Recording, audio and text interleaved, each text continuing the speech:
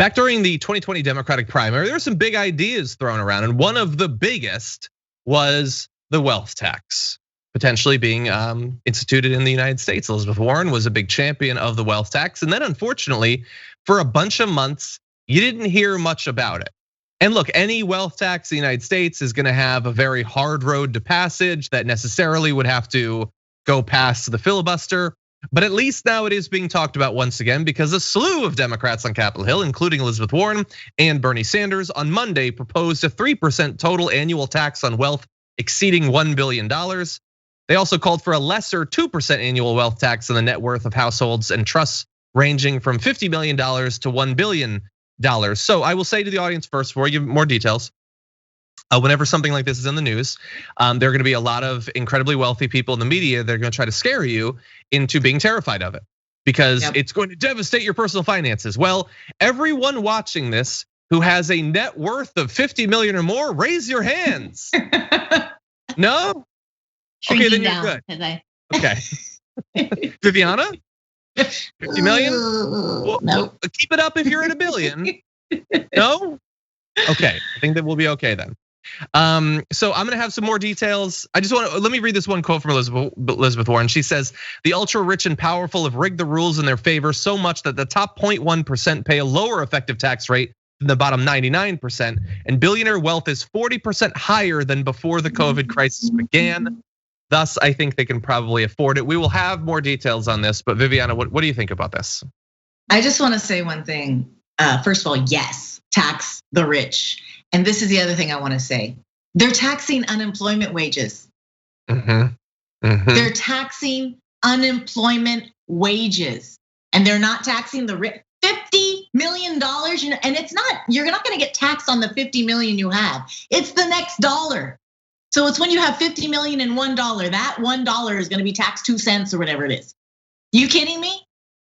This is an argument?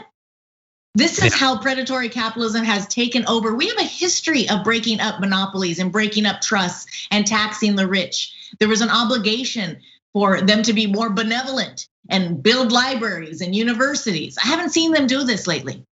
Yeah. This hasn't happened. And it was still corrupt back then. It still was better off. So this is something that should be a no-brainer. Absolutely do it. I don't know who's gonna vote against it. Are you kidding me that it's gonna ruin you? I can think of a lot of people that would vote against it. I mean the people.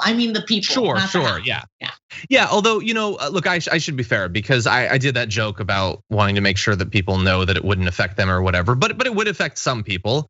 About 100,000 people actually, about 1 in 1,000 families. And I know, look, I reassured the non-millionaires and billionaires, so let me reassure those 100,000 Americans. So, do you know what you get? You take one of you and add this wealth tax. So for instance, let's say you take a billionaire and then you add this wealth tax. Do you know what you get? A billionaire still. And they're gonna be just fine. They're gonna have 3% less per year, but they're gonna make more than that. It's literally not even contracting their wealth over time. It is only limiting the rate of expansion. Do you know what you can't buy as a billionaire after the wealth tax that you could have bought before?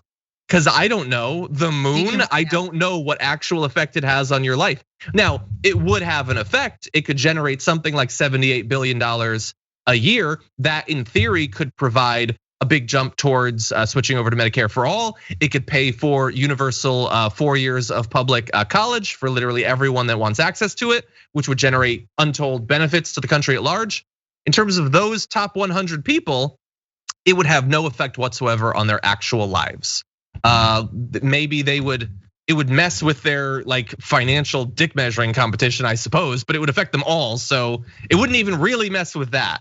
So it's a great idea. And because it's a great idea and because it would help the working class, it almost certainly isn't gonna pass. But at least kudos to Sanders and Warren for bringing it up once again. I mean, I think we should just tell them what the rich tell millennials who are having trouble saving money. Stop buying avocado toast, AKA mansions. Don't buy a yacht, okay? Sorry, you might not be able to get the yacht you want. This should be a pride in being an American and having a corporation, having a business in the United States. This should be a pride that you have to be able to give back to your country. There should be some sort of patriotism tied to this. But no, we're not about that. We're about capitalism. And it is appalling to say that somebody can't be as rich as they want.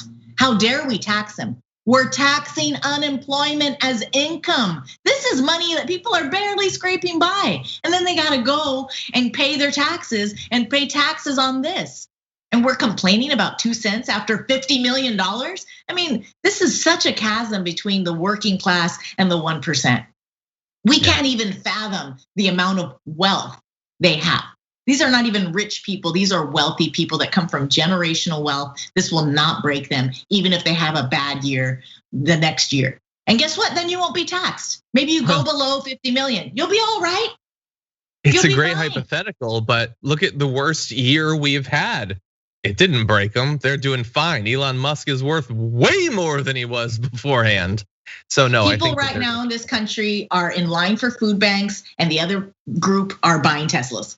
I mean, this is where we're at. There's such a dichotomy right now, and we have to do something about it. And this is exactly what we need to do. So of course, we applaud Warren and we applaud Bernie, and we really hope that this makes a move. We have a majority. We need to make this kind of progress in this country, or who knows what's going to happen in 4 years, Trump or not. I mean, the Democratic Party is almost as conservative as the Republican Party at this point. And by the way, like, this is the conversation we should be having about something like this. And we're having a conversation about, like, can we finally raise the minimum wage? What a failed state we live in. It's exactly right.